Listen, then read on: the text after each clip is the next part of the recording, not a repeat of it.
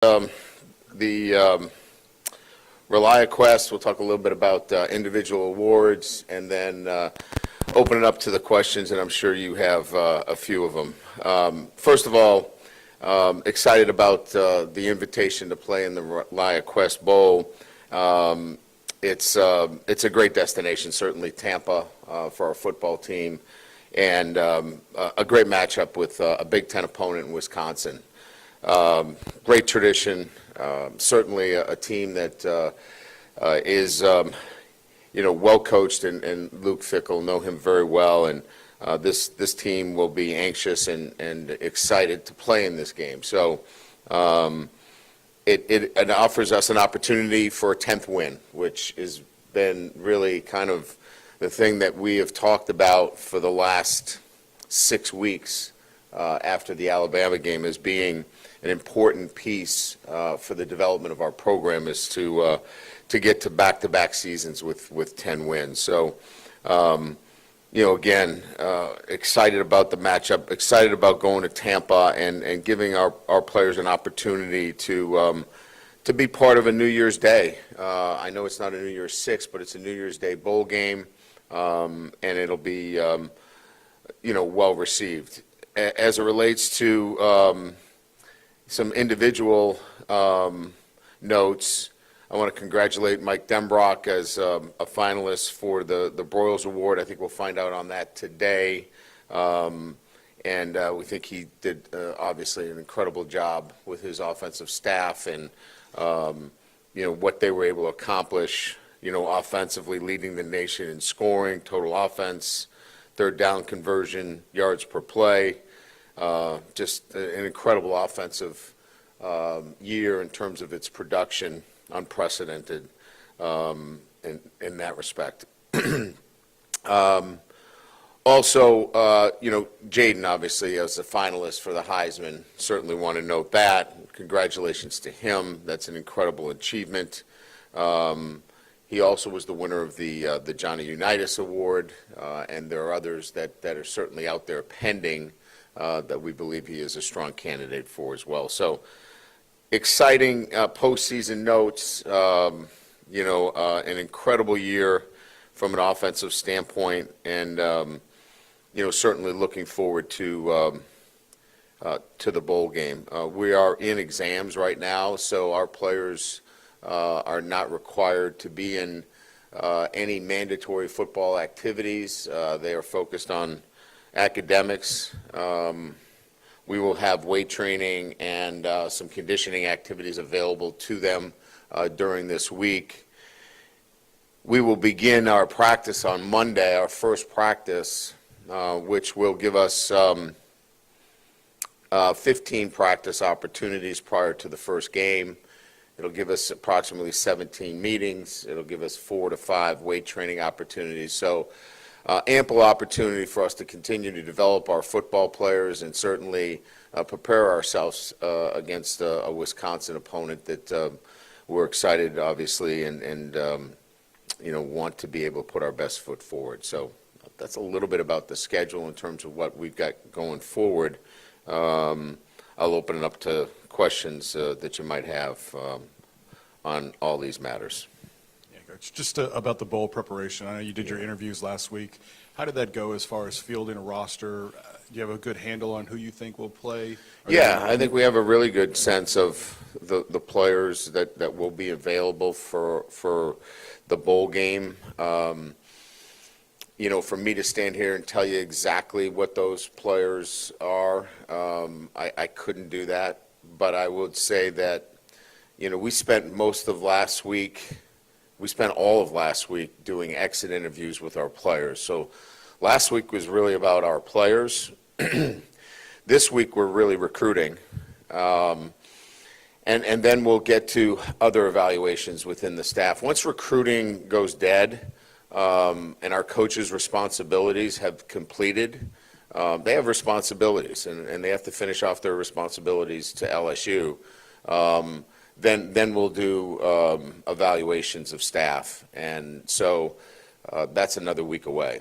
But as it relates to our players, we feel like we're in a pretty good position relative to who we think is playing, and And any of that information, will come out here in the next week or so. I think people will be interested to know what Jaden's decision was. Sure, Did he come to absolutely. one? He has not. He was, he unfortunately had a death in the family and was gone for a few days. I spoke with him yesterday. He clearly knows the pros and the cons of this decision. And I do too, right? Who wouldn't want him to play? I mean, everybody would love to see Jaden Daniels play one last time. I mean, I'm a fan. I'm his coach, but I'm a fan of Jaden Daniels. But he's got to make, a decision, and clearly I see both sides of it. So we'll provide him with all the things necessary for him to make an informed decision, but he hasn't got to that level yet. Coach, right here, in the documentary series that you all were able to put on for Jaden, he talks about when he got to campus, he might have been a little immature. And I know you've talked a lot about his decisiveness on the field, but what have you seen from him as a man and just as a leader kind of off the field and his growth here? Yeah, I think that's a really good question. Look, you hope and you want to design a culture and an atmosphere for your players on a day-to-day basis to be held accountable, to make good choices, and to be surrounded by others to do the same thing. And I think his time here has allowed him to strengthen, his accountability, his choices, and that's what we have tried to, put forth since we got here. And I think he's a product of that, and he's influenced others around him. So you know that you're making progress within your program when you see the maturation of a guy like Jaden Daniels, because not only does it happen off the field, it happens on the field. And that's what we keep trying to tell our players. Like, what you do in the classroom and how you handle yourself on a day-to-day basis will have a direct correlation to what you do on the field. And he is that example of how he's handled himself off the field, how he handles himself in his day-to-day routines, has had a direct correlation in the way he's played the game. Right. Obviously, as you've talked many times, the goal is to win, to get that 10th win. But as coaches are increasingly faced with players opting out and that sort of thing, and you have to maybe look forward to developing players for the future. How do you balance the two? I mean, you're kind of forced to, but how do you balance the two with a bowl game now? Well, you're offered ample time to do that. I mean, if you really look at our schedule, beginning Monday through that entire week, that's really a transitional week for us to develop our players. And that entire week is going to be an opportunity to take some of the younger players that need more finishing and more developing and get them a lot of work.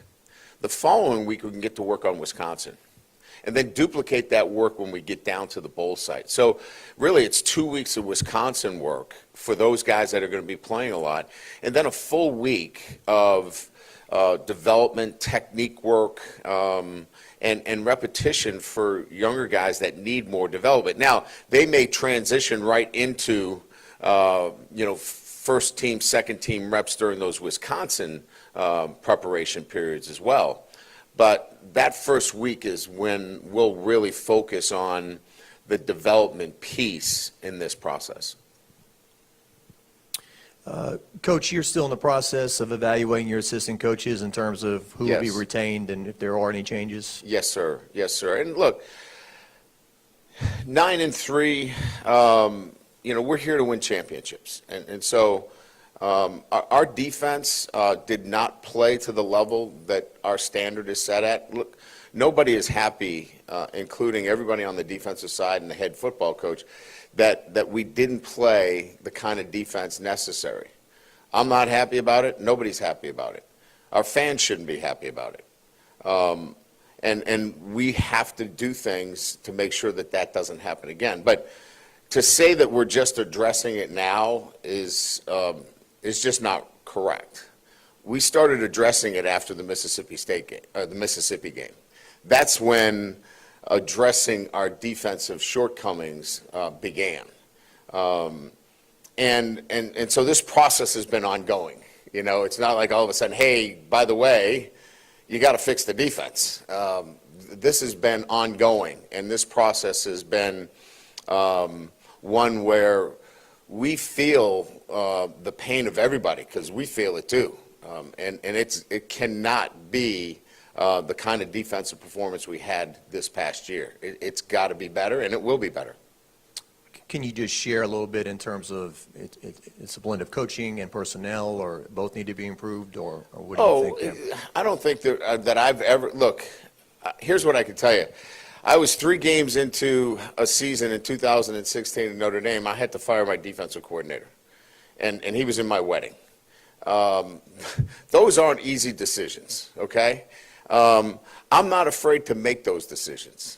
And I'm going to do what's best for LSU's football program and the pursuit of a national championship. But I'm going to do it informed. I'm going to do it for what's best for the program, because it's involving players, it's involving coaches, it's involving all things as it relates to being more successful as a defense. So it's not on one person. It's collectively. And so if it was that easy, you know, we would have been in a different place. Like I said, I went 3 games into a season and made a change in the leadership. If it was that easy, those decisions are a lot easier. Hey, Coach. Yes, sir. During the Pac-12 championship game, were you watching and sort of During the what? The Pac-12 championship game, were you watching and sort of seeing how, you know, Bo Nix and Michael Penix might perform and how that could affect the Heisman race at all, like a lot of LSU fans were? I'm a Jaden Daniels fan. I was watching the game too. Yes. I was not looking for anyone not to succeed. I wanted them to play their very best. I was looking for a great game. And that I was looking for both teams to play at their very best, but I wanted to see, you know, how he measured up to who were going to be his chief competition, because I hadn't watched him play all year. It wasn't that I had this opportunity to sit down and watch Oregon play or sit down and watch Washington play. So it was an opportunity for me to sit and watch both of them play. And, you know, my unbiased opinion is Jaden Daniels is the best player in college football. Coach, as far as the transfer portal, interior defensive linemen, defensive backs, et cetera, have you made a decision? Do you know if you want to find a transfer portal quarterback? And if so, is that a tricky situation? And do you discuss that with Garrett Nussmeier and the rest of the room? Look, I mean, all the questions that you bring up relative to the transfer portal, you answer them as well. Like, your question had an answer to it, right? Look, this is a world that we live in that has got to be handled with transparency. If not, you know, you're going to find yourself without the right personnel. So if we were to ever do anything in the transfer portal relative to a quarterback, we're talking to everybody in that room.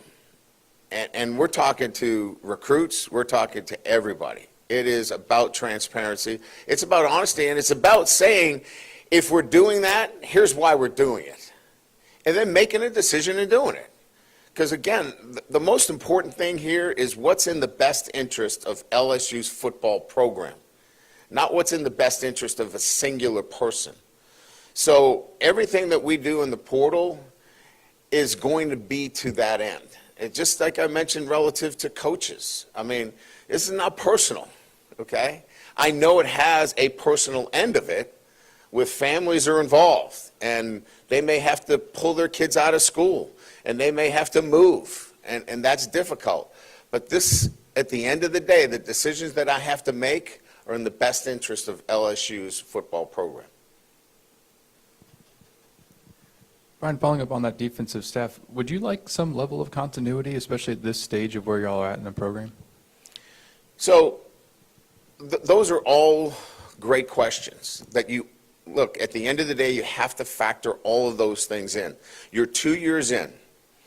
You've developed a culture within your program, a way to communicate, a routine, habits, things that you want your leadership to espouse on a day-to-day basis. You have to factor those in terms of making a decision. But you also have to factor in the play of your defense. And are there things that are correctable, right, under that leadership? Are there things that are not correctable? So all of that has to be considered when making those kinds of decisions. Hey, Coach, just another portal question. Obviously, with the portal, it's crazy every year. It seems like there's even more players in it than last year. I think it's 1,183 as of last night at 11 Yeah, o'clock. it- Am I right? Exactly. See, I'm not on this at all. I don't follow it. It's just something I do as a hobby. Yeah. I guess, you guys have obviously taken in double digits the last couple of years, but you've obviously expressed you wanted to be more selective. But with the portal being so crazy and hectic, how do you balance being more selective and looking at all those names that are in there? And just what have you learned, I guess, the last 2 years about that process and what you guys need to do to find the right fits? Look at our defense. We took 15 out of the portal, 13 played on defense. We were not a close group. That group was not a close-knit group because they were from, different parts. They hadn't played together. We saw how they played earlier in the season. We saw how they played later in the season. So I said it many times, it's a red flag when you have to do that. We don't believe that we have to do that. Will we have to take maybe a player here or there at a certain position? Most likely. So we are much more targeted. We're much more focused. The question was asked about, is it defensive line? Is it quarterback? It is much more in that. We were taking literally numbers on defense to really right the ship, if you will, relative to our defensive structure last year. We're not going to have to do that. Right now, we're counting 10 out of our 11 players with the most snaps coming back next year. Now, some might say, well, that's not such a great thing.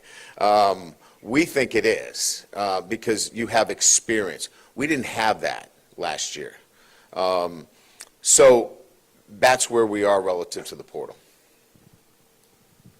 I know you've talked a lot about roster retention, and a lot of coaches, they like these bowl games because it does give them those extra practices. In your experience, and maybe specifically for this year, how important are those 15 extra practices for the development of some of the younger guys that might not get the opportunities in October, November? They're important. Here's why they're equally as important as any other time. When we're balancing our roster, I'll give you an example. The Howard kid, right?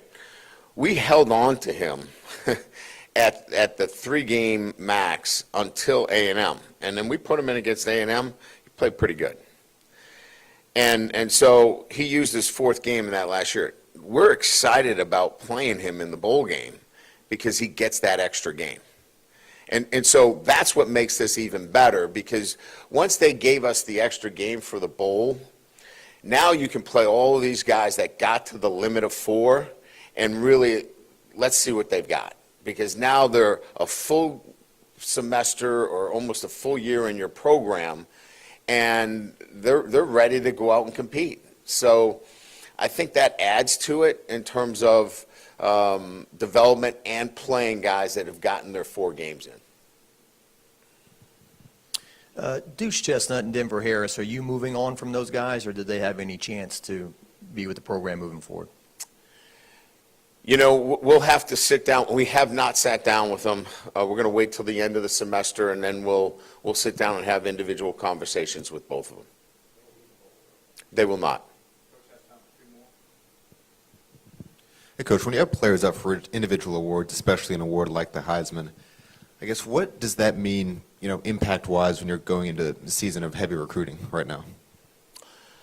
Well, I think all of them go to certainly if you come to LSU, you keep the dream alive for this, right? Everybody has a dream of being a Heisman Trophy winner, or winning the Blitnikoff, or winning, any of the trophies that are on display in the front of our lobby.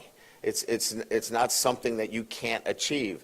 So when you have a situation where in 19 we had a Heisman Trophy winner, and hopefully we have one in 23, that's pretty powerful.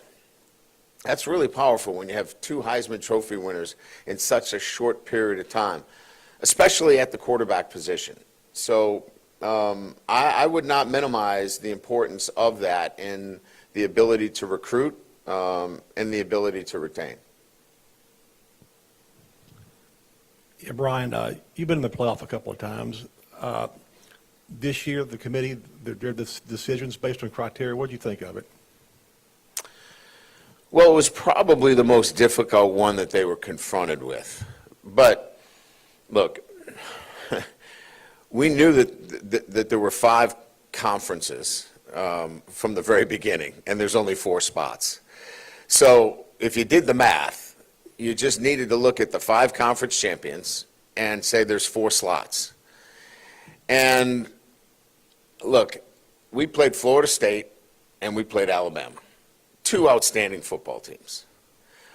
But the 2 football teams were different at the end of the season than they were at the start of the season. So I think that from my perspective, unfortunately, Florida State was not the same team earlier in the year than they were later in the year because of the injury to the quarterback. And look, you can take that for whatever you want, but if only 4 of the conference championship teams can go, and there's 5, you're splitting hairs, because they're all great teams, but only 4 can go, and there's 5 conference champions. And I think the committee had to figure out, if you're going to sit one of them out, maybe it's got to be the one that lost their quarterback. And again, I don't know. I certainly didn't sit in there, but I can see where they came from with the decision that they made. Great, thank you.